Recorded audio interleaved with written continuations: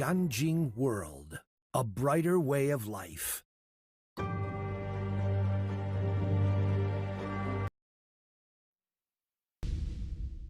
Welcome to NTD Newsroom. I'm Don Ma. All eyes are on today's jobs report. Data shows the U.S. added 22,000 new jobs in August, falling short of market expectations, what President Trump's top economic advisor has to say. Immigration and Customs Enforcement apprehends 475 people suspected of being in the U.S. illegally. Homeland Security says the raid took place at a Hyundai electric vehicle plant in Georgia. 2 suspects are arrested in the June shooting death of a congressional intern. The arrests come amid challenges to President Trump's deployment of the National Guard in D.C.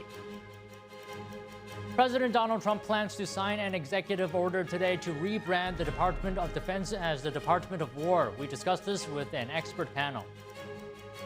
Health Secretary Robert F. Kennedy Jr. testified before the Senate Committee on Finance. It was a heated hearing. We have reactions and key takeaways. Ukraine says Western allies plan to deploy thousands of foreign troops in Ukraine after the war ends. The warning now coming from Russia. Tennis legends clash at the U.S. Open, and President Trump is returning to the tournament for the first time in a decade.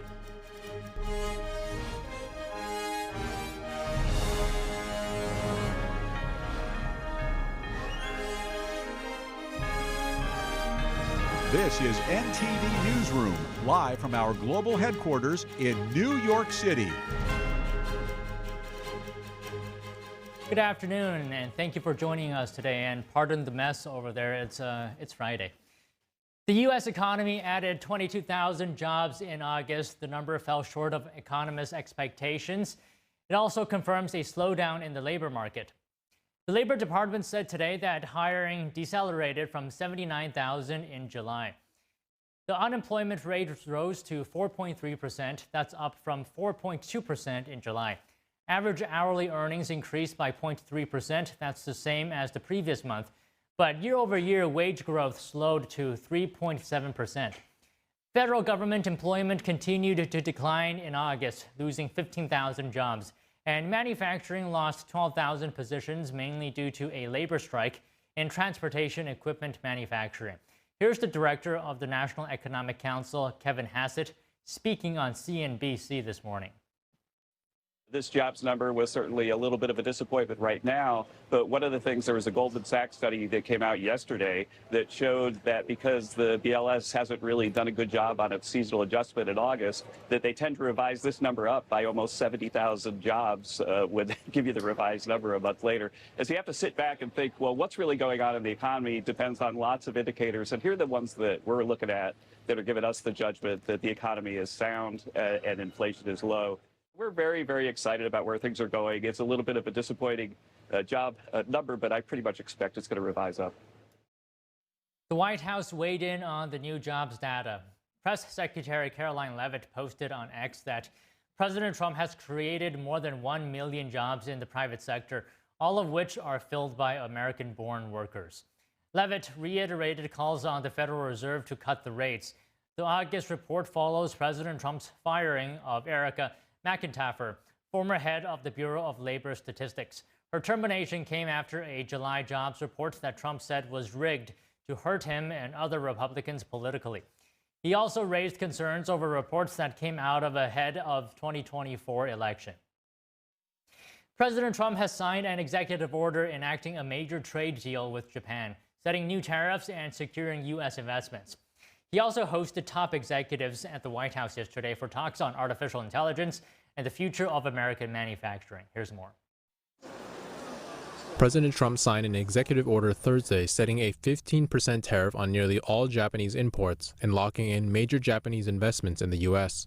Today is a historic day between the United States of America and Japan because the President of the United States has signed the executive order that puts into effect the amazing, historic agreement between Japan and the United States. The agreement rolls back steep tariffs on Japanese cars while removing duties on aircraft and pharmaceuticals. Japan is also opening its markets to American agriculture, pledging a 75% increase in rice imports and $8 billion in yearly purchases of U.S. farm goods. Japan has also committed $550 billion in direct U.S. investments. The executive order says they will be selected by the U.S. government and will help generate new jobs and boost domestic manufacturing. For Tokyo, the cuts bring long-sought relief to its auto sector, with tariffs dropping from over 27% to just 15%. I feel very good for both countries. Yeah, it's really good for our building up the economic security and also economic growth for both countries. So it's really historic, I believe so. But even as the deal takes effect, President Trump is warning other trade agreements may need to be revisited depending on how the Supreme Court rules in a major case on tariffs. And Trump on Thursday hosted a high-profile dinner with more than 24 technology executives. The guest list features some of the most powerful names in Silicon Valley, including Apple's Tim Cook, Meta's Mark Zuckerberg, Microsoft founder Bill Gates, and OpenAI CEO Sam Altman. All of the companies here are making huge investments in the country in order to build out data centers and infrastructure to power the next wave of innovation. Zuckerberg said tech firms expect to spend at least $600 billion on U.S. infrastructure through 2028. Other leaders echoed praise for the administration's role in advancing artificial intelligence. Google co-founder Sergey Brin called it an incredible inflection point. AMD CEO Lisa Su credited the White House for accelerating semiconductor growth, while Microsoft's Satya Nadella highlighted trust in U.S. technology. I think that everything that you're doing in terms of setting in place the platform where the rest of the world can not only use our technology but trust our technology more than any other alternative is perhaps the most important issue. Trump also used the event to signal new tariffs on semiconductors imported from firms that refuse to move production to the U.S. President Trump's trade deals will stay in place despite an ongoing legal challenge to sweeping tariffs. This is according to Commerce Secretary Howard Lutnick on CNBC today. The president has all sorts of other authorities, right? So the 232s, so everything we just did with Japan, that holds, right? That's durable, that stays. Europe, that stays. These are autos, pharmaceuticals, semiconductors. Those all stay. So these are durable models. These big deals are going to stay. We have lots of other authorities that the president can use. They're called 301 and 338. I mean, he's got tons of authorities. An appeals court found earlier that most of Trump's tariffs are illegal, but kept them in place for now. The Trump administration took the fight to the Supreme Court on Wednesday. They're asking the justices to rule quickly. The president has the power to impose sweeping import taxes under federal law. Senate Democratic leader Chuck Schumer says Democrats will force votes in the coming weeks in an effort to reverse Trump's tariffs. President Trump today said India and Russia seem to have been lost to China. This comes after their leaders met with Chinese leader Xi Jinping this week.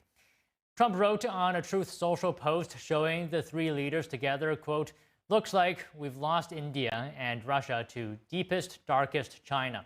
May they have a long and prosperous future together." Xi hosted more than 20 leaders of non-Western countries for the Shanghai Cooperation Organization. Putin and Modi were seen holding hands at the summit as they walked toward Xi before all three men stood side by side. Modi's warming ties with China comes as India's ties with the U.S. chill because of India's purchases of Russia's sanctioned oil.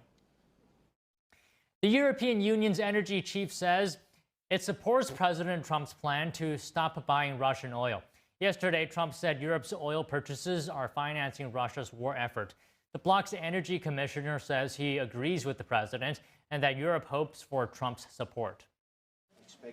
Not only has Putin weaponized energy against us, blackmailed member states, we are actually also indirectly helping finance Putin's war, and that needs to stop. And if President Trump agrees to that, then that is only a welcome support, because that is certainly our main objective. Trump told Western allies yesterday that Europe pays Russia over $1 billion annually in oil purchases, thus funding the war in Ukraine. The president also emphasized that European leaders should place economic pressure on China for funding Russia's war effort. The European Union is negotiating legal proposals to phase out imports of Russian oil and gas by 2028. The energy commissioner says he hasn't come under pressure from the U.S. to halt Russian oil purchases before the 2028 deadline. And he added that he'd welcome U.S. backing for the bloc's plan. President Trump is set to sign an executive order renaming the Pentagon's Defense Department back to its original title, the Department of War.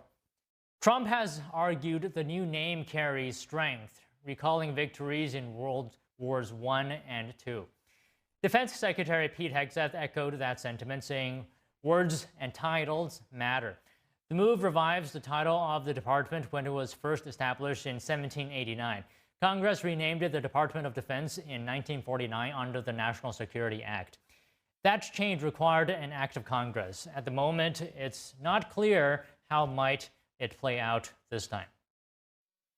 Joining us now to discuss this is retired U.S. Navy Captain Armin Kurdian. He's also a foreign policy and national security analyst, as well as a California State Senate candidate. And we have Casey Fleming, Chairman and CEO of Black Ops Partners Corporation. He's also a national security advisor specializing in unrestricted warfare.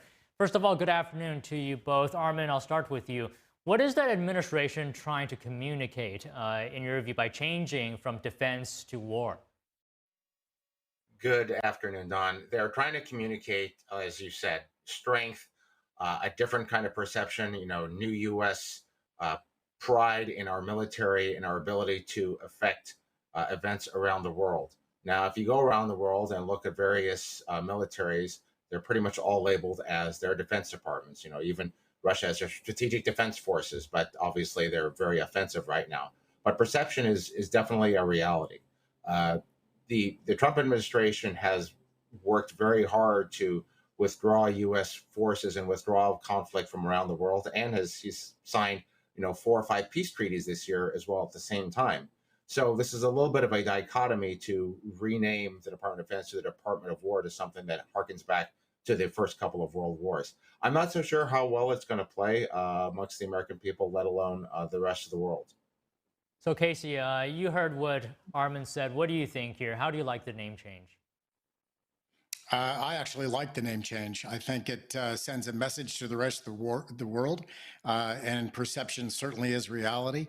So I think it's the right thing to do. Hopefully Congress will approve it and we can move forward. The world is in a very precarious position now. You've seen now China, Russia, Iran, North Korea, certainly Pakistan's there. They've aligned together in what China calls a multipolar world. That's just for staging, window dressing. It's a bipolar world. It's communism versus the free world. So that's what's going on, and I think the naming is very appropriate for that. So Armin, are there any signs or signals of a shift in military strategy? For this administration, absolutely. Trump has definitely tried to disentangle the United States from foreign wars. And he had a very strong desire to disentangle the U.S. from Ukraine and Russia, but he's finding out that it's actually much harder to do. You saw back during his first administration, he was very clear and very single-minded when he went after ISIS, and basically the U.S. defeated ISIS and eliminated that threat from the rest of the world. The United States was very single-minded when we went and took out Iran's nuclear capability using those bunker buster bombs, so GB-57, something that only the United States can do. So frankly, I think my personal opinion is that the U.S. is better suited to let its actions actually speak for themselves, to relabel something as a Department of War vice defense, as perhaps an offensive vice defensive action, however you might actually perceive it, I think might be a little bit counterproductive. So I would rather see us speak through our actions, vice necessarily through our words. So Casey, how do you feel about that? Speak through action instead of the name change. I agree. Speak through action, but also do it very quietly. Don't broadcast what we're doing. Don't write about it. Be stealth in what we're doing. The other thing is that the focus also, we're talking conventional war here. The other massive main focus has to be on unrestricted war. Unrestricted war is focused on every man, woman, and child. And we in the United States and the rest of the free world critically misread what our enemies are doing. So it's unrestricted war on every man, woman, and child that needs to be focused on. Drug warfare, which is fentanyl and all those different drugs. Cognitive warfare, which is TikTok, even legacy and mainstream media, political warfare, cultural warfare, education warfare, religious warfare, all these different warfares underneath unrestricted warfare. So we, the Department of War needs to include unrestricted warfare at its very granular level, because that war, we're in that war now. We are in World War III today. And this is what World War III looks like, with all these cyber hacks, cyber war, all this type of thing to weaken your enemy so they don't have a will to fight. So yeah, that's the thing, that's the missing element here, the missing link that has to be focused on. Okay, Armin, what are your thoughts on that? The government certainly needs to have a much more coherent strategy when you're engaging with the rest of the planet. As a systems engineer, you understand that a lot of decisions have impacts on everything else around it. Nothing exists in a vacuum. You try to maybe act in a stovepipe, but you find that a lot of your decisions have ramifications. So I would like to see our State Department work much more closely and maybe make a much harder press to say some of the more non-aligned countries of the world, to bring them under the U.S. Sphere of influence, the U.S. sphere of economic prosperity and spirit of freedom, at the same time that we engage with, more trade, more economic benefits, and diplomatic outreach. You see that India was right there at China's military parade with Xi and Putin. Yes, they live in that part of the world and they want to play nice in the sandbox, but they also like to call themselves the world's largest democracy. And engaging with communist dictatorships is probably not the way to do that. So the U.S. sometimes has a perception out there in the world. And I do agree. There are lots of different types of warfare out there, and you have to be very serious about where we are right now, because you don't want the U.S. to be the frog in the pot of very slowly boiling water, and all of a sudden we wake up one morning and find out that we no longer have the ability to influence events around the world that we used to. So Casey, speaking of China, how do you think international adversaries or maybe allies will interpret a name change to the Department of War? I think it'll be positive for our allies. I think our enemies won't like it, but I think our allies will certainly appreciate it. So I think it's a step in the right direction. And Casey, do you think the renaming could affect the morale as well and the culture within the armed forces? I do, and I hope it does. It's a focus that needs to happen. Over the past many years of overall peace, we've become complacent, both in a government and in a military. And, we've got to be able to move forward with focus. And I agree, we operate in silos. So we need that cohesive connection with all these silos that we have in our government and in our military to make sure we are one, we are a whole of nation and a whole of nation response. And Armin, so you've heard the word peacemaker being used, right, recently to describe Trump. Is the name Department of War sort of at odds with that?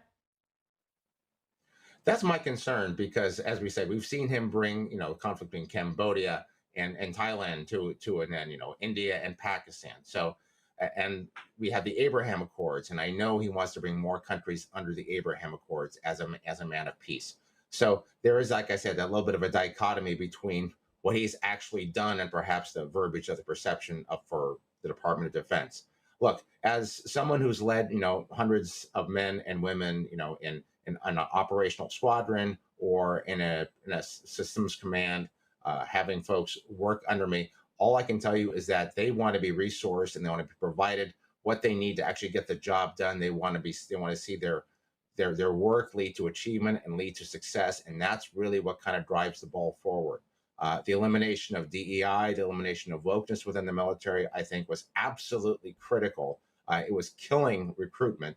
So in that sense, those actions, I think, have really provided significant dividends to perhaps the DoD's productivity. But the DoD still has problems in terms of how it spends money, some of its prioritizations, and a lot of the roadblocks it puts in its own ways in terms of defense acquisition, which basically cost us many billions of dollars a year with nothing actually to show for it. So there's still a lot more work to actually be done in that sense. I'd like to see that happen, because a lot of these missiles we were shooting at these ballistic missiles, these drones, these $1 million, $4 million missiles against drones that cost maybe 1,000th of them is not a way to do business. So still a lot of work to do that I think is probably more important than renaming the entire department. Okay, just quickly, there's another topic I want your guys' comments on. So Trump highlighted that Russia earned about 1.1 billion euros from EU fuel sales last year, and important to note that that number's a small fraction of what it was in the first quarter of 2021. So Casey, on this topic, how significant is that figure in terms of sustaining Moscow's war? $1 billion is not, it doesn't move the needle much at all, but it is something that needs to be looked at, but it doesn't move the needle much at all. So it needs to be bigger swaths of decisions. Bigger decisions need to be made to make bigger differences. That's really what needs to happen. Okay, Armin, what do you think about this? Is $1 billion a significant amount? I'll answer your question like this. The U.S. can free the rest of the world from Russian tyranny, from Chinese oppression, by unleashing American energy and being the world's leading exporter of energy. LNG exports to Europe. If India wants more oil, then we need to get them some more oil. We need to get them more LNG. We need more ships and more large carriers in order to export some of that oil to them. We can be the world's provider of energy, and by doing that, we end the we can strangle companies like Iran and China and Russia that basically, well, Iran and Russia that basically get a lot of their revenue from our oil, and perhaps China standalone is having to maybe pay cents on the dollar for Russian oil to try to keep their war effort going. Okay, I don't want to take up too much of your guys' time. Casey, I'll ask you one more thing. Trump called for coordinated economic pressure on China. What would be needed to be done for that to be the most effective? We would have to go to all of our allies and have a concerted and mapped out effort to starve the Chinese economy.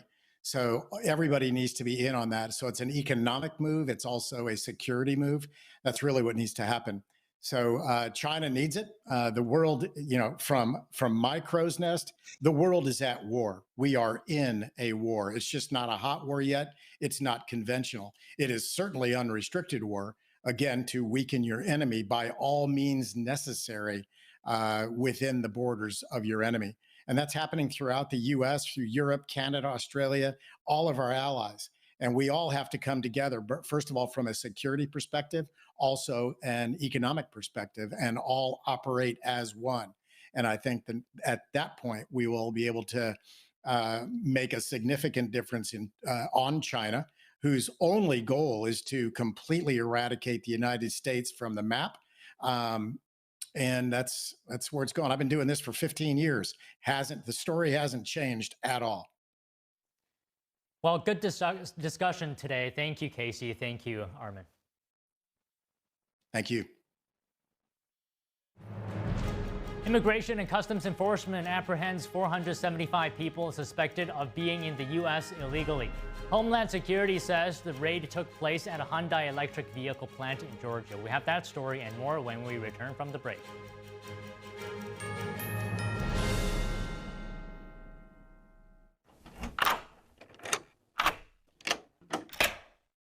I'm Jonathan Lawson. If you're 50 to 85, I have an important message about security. Write down the number on your screen so you can call when I finish. The lock I want to talk to you about isn't the one on your door. This is a lock for your life insurance, a rate lock that guarantees that once you're insured, your rate can never go up at any time for any reason. But be careful. Many policies you see do not have one. But you can get a lifetime rate lock from Colonial Penn. Call this number to learn more.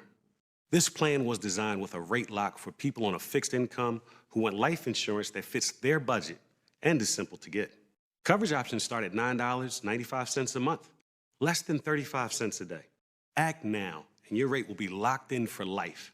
It will never increase, guaranteed. This is lifelong coverage that can never be canceled as long as you pay your premiums, guaranteed.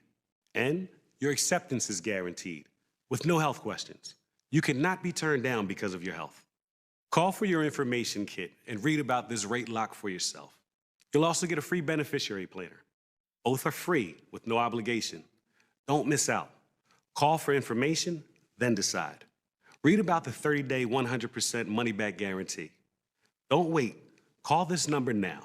Call now and you'll also get this free beneficiary planner.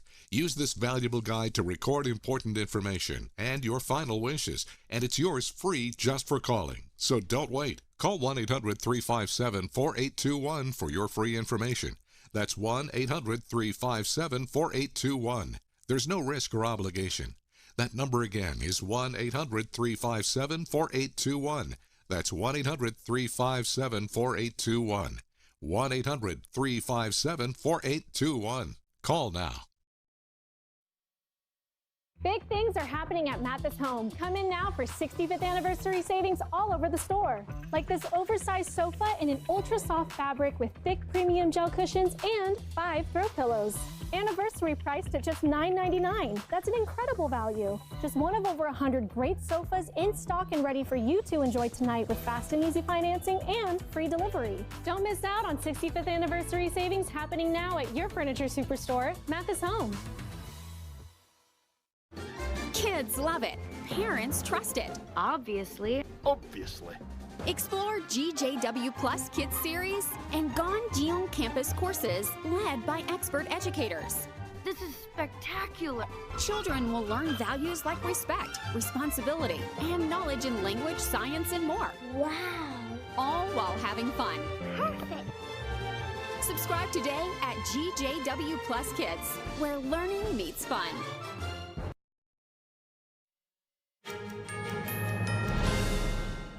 Two suspects have been arrested for the June shooting death of a congressional intern.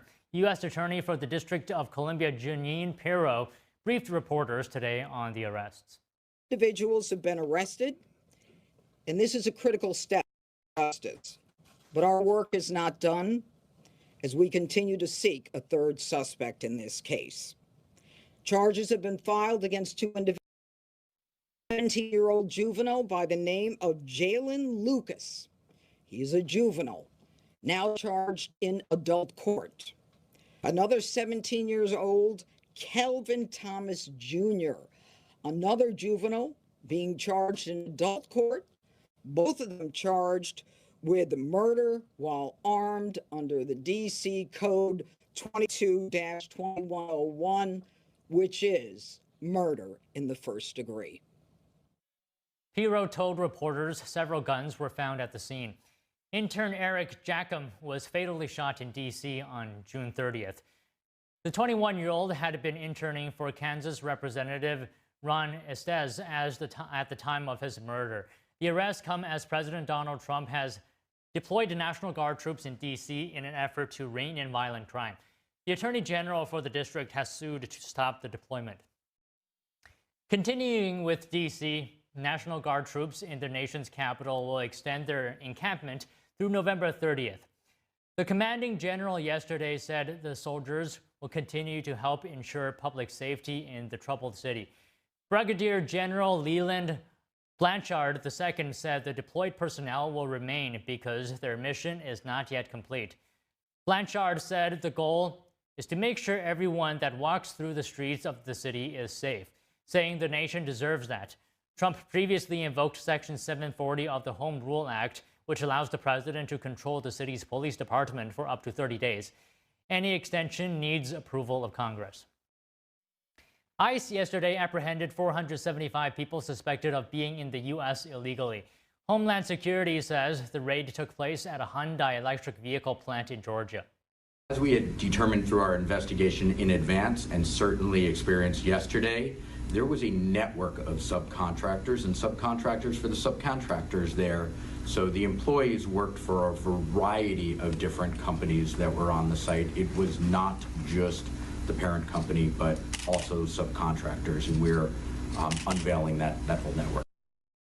A South Korean Foreign Ministry spokesperson described the number of detained South Koreans as large, but did not provide an exact figure. Thursday's raid targeted one of Georgia's largest and most high-profile manufacturing sites. Georgia Governor Brian Kemp and other officials have touted the plant as the largest economic development project in the state's history. The Pentagon says 2 Venezuelan fighter jets flew close to a U.S. Navy destroyer in the Caribbean. U.S. officials described yesterday's maneuver as a highly provocative move. The destroyer is one of several American warships officials say were deployed to the region to disrupt drug smuggling. The encounter comes just days after a U.S. strike on a suspected drug smuggling boat that killed 11 people. Venezuelan President Nicolas Maduro is calling the deployment of ships, Marines, and a submarine unjustifiable and criminal. Maduro says his country is at maximum preparedness to respond. And in an alleged spying case, a State Department employee was sentenced to 4 years in prison yesterday. He was convicted of conspiring to collect and transmit national defense information to individuals he believed to be working for the Chinese regime. The Justice Department says Michael Sheena worked at a State Department headquarters in Washington. He held a top-secret security clearance and had access to information up to the secret level. The DOJ says Sheena communicated with people he met online through various platforms beginning in April 2022. It says he provided them sensitive U.S. government information in exchange for money. In August 2024, Sheena allegedly met an individual at a hotel in Peru who provided him with $10,000 and a cell phone. Prosecutors say the phone was intended to be used for Sheena to receive tasks and transmit information. They say Sheena used the cell phone to photograph and transmit at least 4 classified documents that contained national defense information. The State Department is warning about China's influence on Central America. It's rolling out new visa restrictions on Central American nationals accused of working on behalf of China's Communist Party. Secretary of State Marco Rubio says the policy targets individuals who knowingly support or direct CCP-backed activities that undermine the rule of law in Central America. Rubio said those individuals, along with their immediate family members, will be barred from entering the U.S. The State Department says some nationals are already facing restrictions under the new policy. The Chinese embassy in Washington has not commented on the new restrictions. Coming up, Health Secretary Robert F. Kennedy Jr. testifies before the Senate Committee on Finance. We have reactions and key takeaways from the heated hearing. That and more after the break here on NTD News.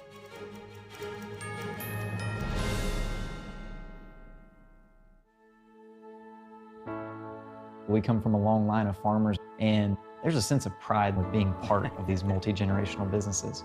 But there's also a significant amount of pressure. My senior year of high school, my dad made the decision that this world no longer needed him in it.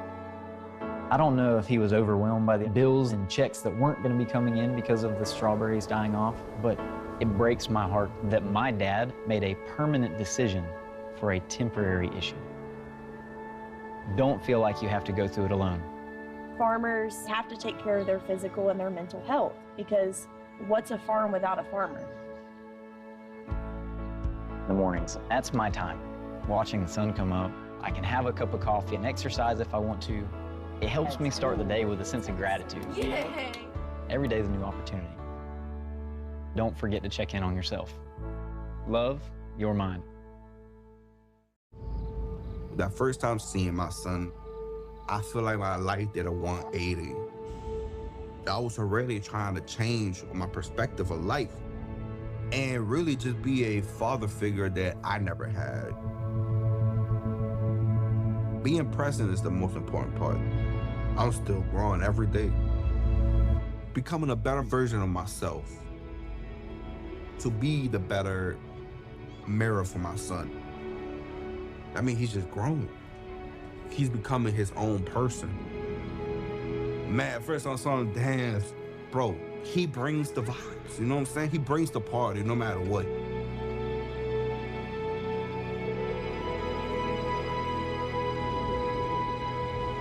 He really a definition of like why he loves somebody. And I love him to the death of me.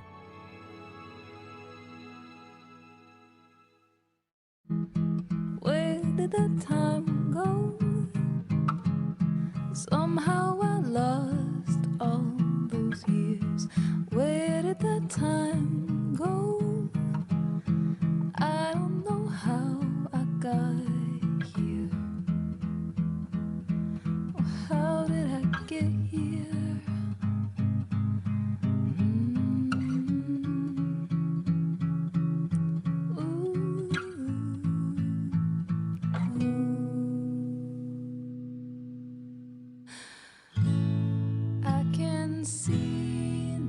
You've done the hard part. You quit smoking. Now do the easy part and get scanned for lung cancer. If you smoked, you may still be at risk, but early detection could save your life. Talk to your doctor and learn more at savedbythescan.org.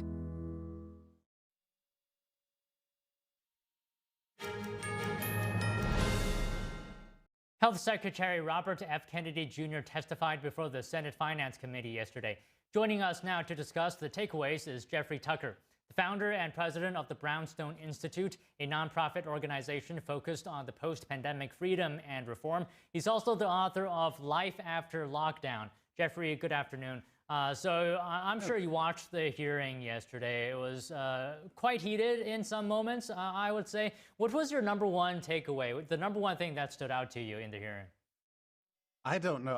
I watched the entire thing, and it wasn't just a few moments.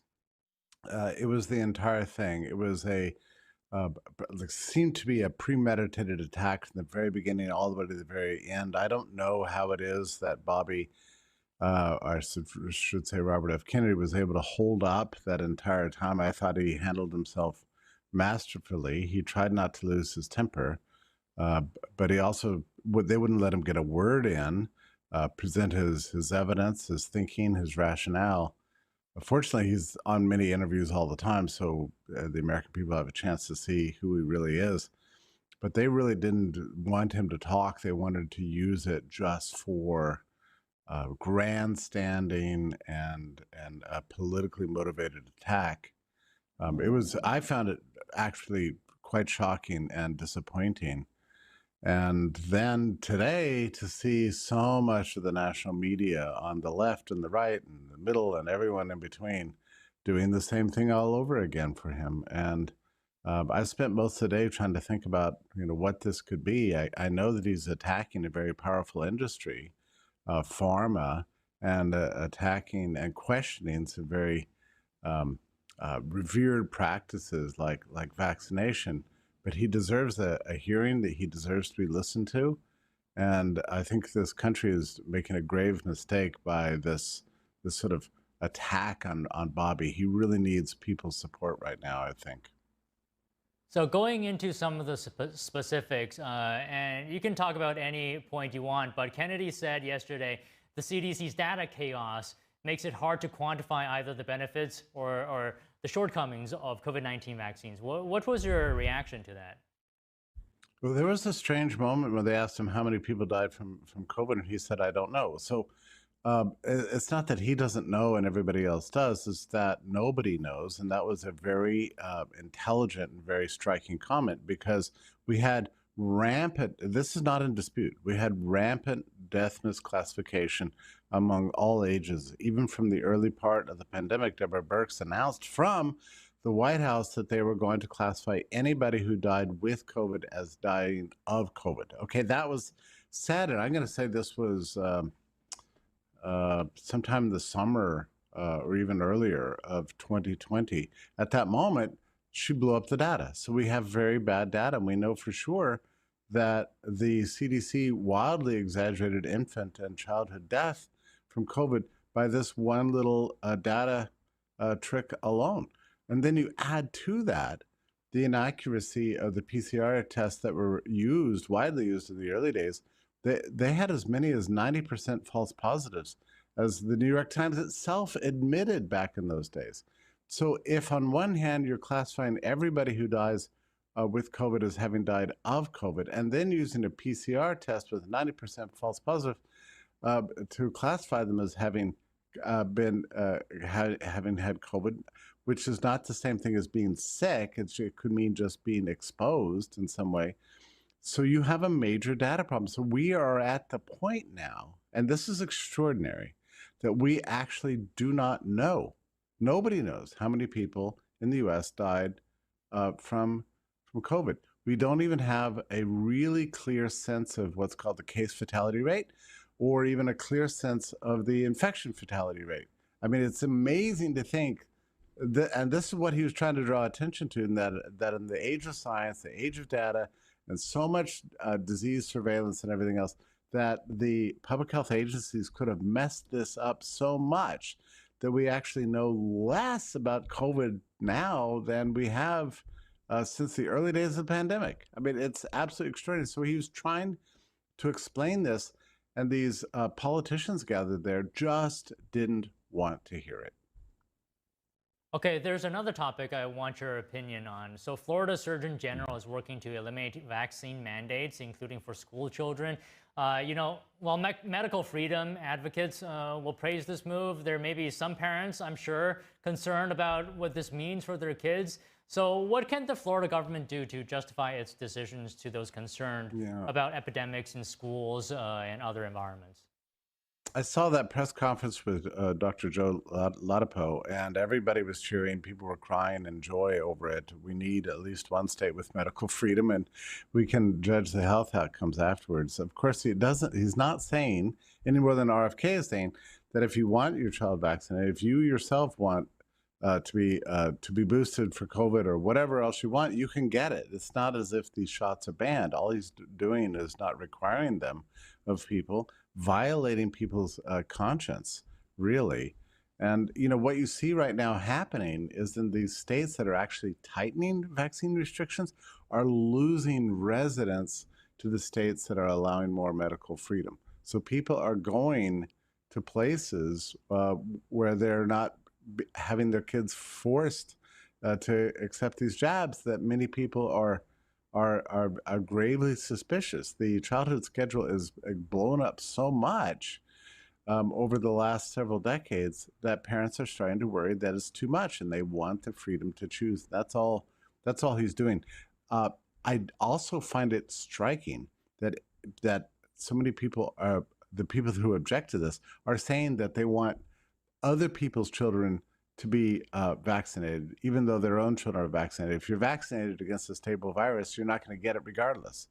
If you get the chickenpox vaccine, you're not going to get chickenpox. It doesn't matter if the other kids in the classroom are not vaccinated against chickenpox and get it. It shouldn't affect you. Like, if you really believe that vaccines work, you shouldn't worry about what other people have. You understand what I'm saying? It's absurd.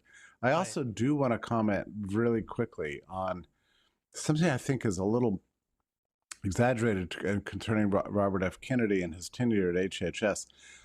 The moves he's made to change the childhood schedule are just very, very small ones. He's only made one change in the childhood schedule, which is to remove the COVID-19 booster from the recommended shots.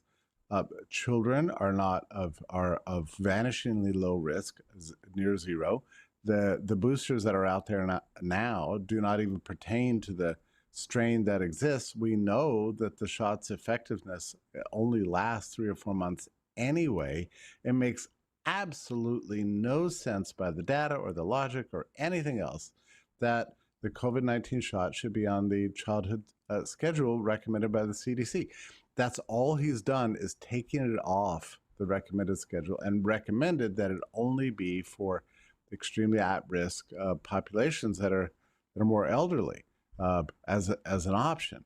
So that's the only real change he's made. Beyond that, he's mixed up a little bit the advisory commission on immunization practices by firing all the old people who had conflicts or being paid by the pharmaceutical industry. That is not in dispute. That's not in dispute. They were all being paid by pharmaceutical companies for the very products that they were charged with regulating or advising on, and replaced them with independent experts who are genuine medical doctors, genuine statisticians, actual people who understand this industry but don't have industrial conflicts. That's all he's done.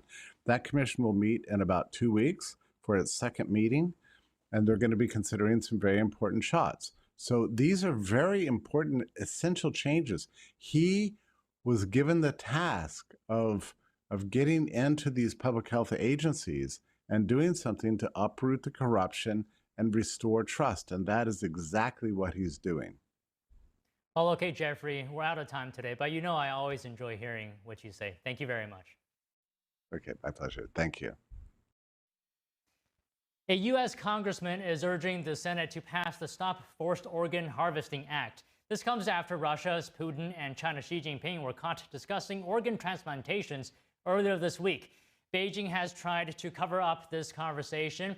As human rights groups continue to spotlight China's practice of forced organ harvesting live from prisoners of conscience. NTD's Melina Weisskopf reports. Congressman Chris Smith said bluntly, "Cruelty knows no bounds," referring to a hot mic moment earlier this week between China's Xi and Russia's Putin. The two leaders were caught discussing becoming younger with continued organ transplants. Xi suggested the possibility of living to 150 years old in this century. Following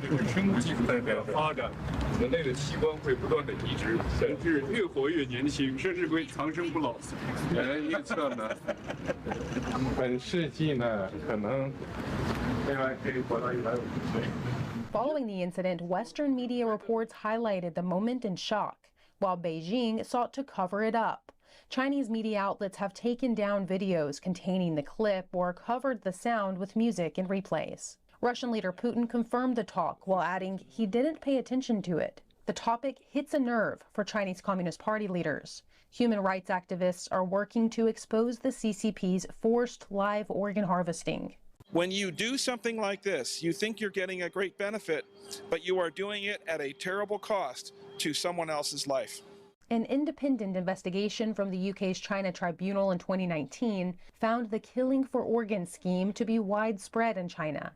The report concluded that Falun Gong practitioners have been one and probably the main source of organ supply. Falun Gong or Falun Dafa is a group facing persecution in China for over 2 decades. Congressman Smith told the Epoch Times on Thursday, "My own argument has been that from Xi Jinping on down, anybody in the higher echelon, especially in the Chinese Communist Party, will look to steal somebody else's internal organs through coercion, through death, to extend their life. I can't think of a more selfish and barbaric act to do that." Being committed right now as we meet by Xi Jinping and the Chinese Communist Party. They are murdering tens of thousands of young people, Uyghurs, Falun Gong practitioners, and some others, in order to steal their organs. Congressman Smith has long fought the persecution in the halls of Congress. He's now urging the Senate to quickly pass his Stop Forced Organ Harvesting Act. It passed the House in May. House Speaker Mike Johnson suggested it go at the top of the priority list. Reporting from Washington, D.C., Melina Weisskopf, NTD News.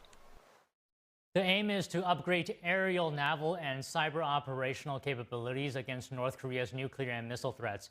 The Freedom Edge exercise is an annual drill designed to implement regional peace and stability. South Korea's Joint Chiefs of Staff said the drill will be conducted in compliance with international law. The exercise follows large-scale 10-day troop mobilization drills by the South Korean and U.S. militaries last month. The announcement comes after a dramatic appearance by the leaders of North Korea, Russia, and China in Beijing this week at a major military parade. Ukraine says Western allies plan to deploy thousands of foreign troops in Ukraine as peacekeepers after the war ends. Russia is already responding with a warning. NTD's international correspondent Arian Pasdar has more. President Trump confirmed America is ready to take part. Ukrainian President Volodymyr Zelensky on Friday, giving more details about security guarantees for Ukraine. On Thursday, 26 nations pledged to provide post-war security to Ukraine. This includes an international force on land, on sea, and in the air. But not all 26 nations will deploy troops. Some plan to provide guarantees while remaining outside Ukraine. It's not exactly clear yet what role the US will play in the effort. In the next few weeks, we'll talk with each country about what exactly they can do. The exact number of troops to be deployed hasn't been announced yet, but Zelensky says the number is definitely going to be in the thousands. Russian President Vladimir Putin criticizes the move, saying the deployment would bring Ukraine even closer to NATO. Putin also sends a warning to the troops. If any troops appear there, especially now while fighting is ongoing, we assume that they will be legitimate targets. And also on Friday, the European Union supports President Trump's plan to stop buying Russian oil. On Thursday, Trump said Europe's oil purchases are financing Russia's war effort. The bloc's energy commissioner now responds, saying he agrees. Not only has Putin weaponized energy against us, blackmailed member states, we are actually also indirectly helping finance Putin's war, and that needs to stop. The European Union is negotiating legal proposals to phase out imports of Russian oil and gas by 2028. The energy commissioner says he welcomes US backing for the plan. Arian Pastar, NTD News. Tennis legends clash at the U.S. Open, and President Trump is returning to the tournament for the first time in a decade. Stay tuned for that and more when we come back.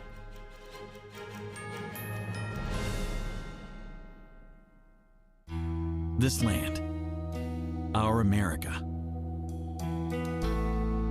built on hard work, determination, and grit. Sometimes the days run long, but hope, it never runs out. Even when the food does, for America's veterans, working parents, even kids. Because in every corner of every town, even yours, millions of hardworking neighbors are facing a hunger crisis. Many for the very first time. In this land of plenty, affording food shouldn't require second jobs and third shifts or choosing between your groceries and bills. Today, you can help change that. Call or go online to helpfeedingamerica.org and give $19 a month, less than 63 cents a day, to help every neighbor get the food they urgently need. Because taking care of each other is what makes America strong. We're Feeding America, not just a name, but an action. Working with over 200 local food banks like the ones in your community, and demand is soaring. You go to the grocery store, you spend $100, and $100 is a new $20 bill. Even with 2 full-time jobs, it's hard to make ends meet. These are tough times, but when we stand together, we become the very best of a strong America. Please call or go online to helpfeedingamerica.org. Just $19 a month can feed a family today, and your first gift can double an impact. Plus, we'll send you this free canvas bag as a reminder of the hope you're delivering. When it comes down to it, it's about taking care of your family first and the loved ones that you need to provide for. Because you're not just giving food, you're fueling resilience for people across the nation. You're feeding America. Call or go online today to helpfeedingamerica.org, and your gift can double an impact. I'm excited to announce that we're having a huge sale on overstock and brand new products. For example, MyPillow Percale bed sheets, every color, every style, every size, only $29.88. Our Percale bed sheets are breathable, cool and crisp, and they're perfect for spring and summer. And check out Rev 7, the next generation of energy drinks. It tastes great, and it gives you energy all day with no jitters and no crashes. Best of all, it's actually good for you. And for a limited time, try our 3-pack absolutely free. So go to mypillow.com or call the number on your screen. Use your promo code to save 20% on our Rev 7 12-packs, or try our introductory 3-pack absolutely free. And our Percale bed sheets, all sizes, only $29.88. Twin size, full size, queen size, king sizes, all $29.88. Inventory is extremely limited at this price, so order now. Amanda Anisimova yesterday rallied from a set down to defeat 4-time Grand Slam champion Naomi Osaka. The 8th seed prevailed 6-7, 7-6, 6-3 on Thursday to reach her second straight major final, where she will face defending champion Aryna Sabalenka. Osaka, twice a U.S. Open winner, battled hard under the lights of Arthur Ashe Stadium, but couldn't stop Anisimova's late surge. Earlier, world number 1 Sabalenka came from behind to beat American Jessica Pegula in 3 sets, 4-6, 6-3, 6-4, to keep her title defense alive. This year's Open is stacked with marquee matchups. Novak Djokovic will face Carlos Alcaraz in Friday's semifinal clash. And President Trump is set to attend Sunday's men's final in New York, marking his return to the tournament after a decade away. World Cup qualifying is in full swing around the world. From big wins to emotional farewells, the road to 2026 is well underway. Here's the story.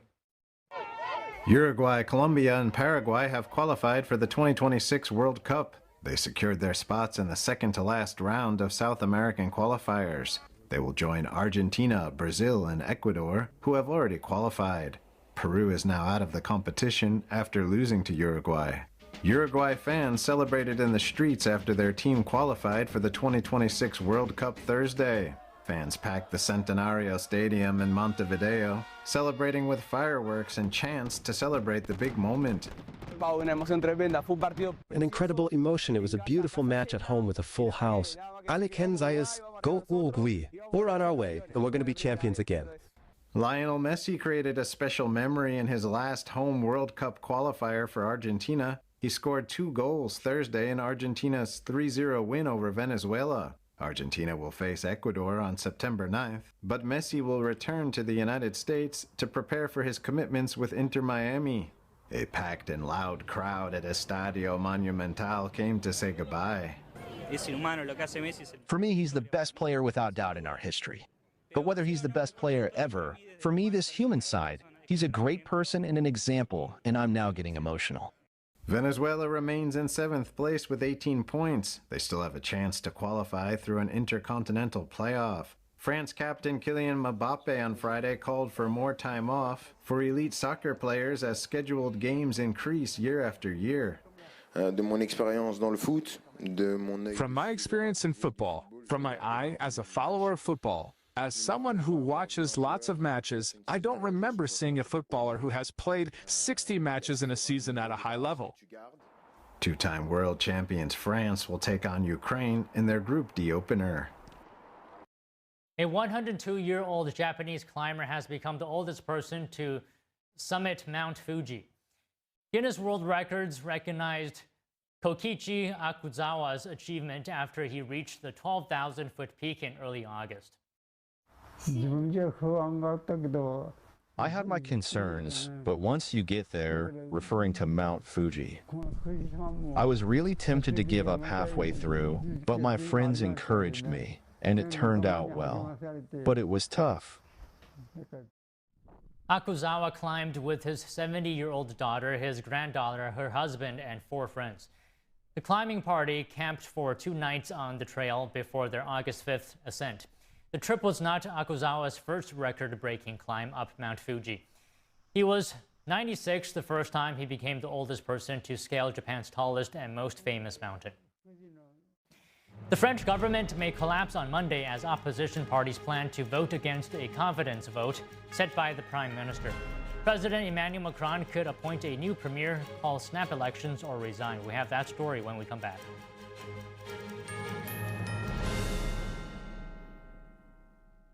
£6 prescription glasses from Select Specs are always great value. There are no offer codes or first-time customers only. Anyone can buy them, anytime. And you can upgrade to Select Specs Express for next-day delivery. And with deferred payment, you can spread the cost. See now, pay later with Select Specs £6 specs. Next day delivery and deferred payment options available at selectspecs.com/£6.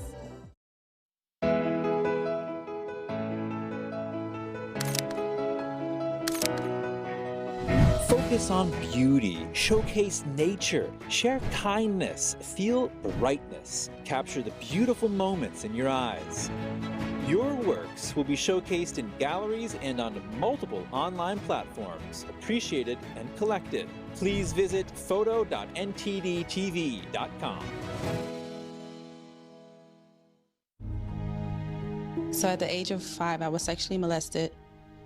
I had my first child at the age of 15 and became homeless at the age of 16.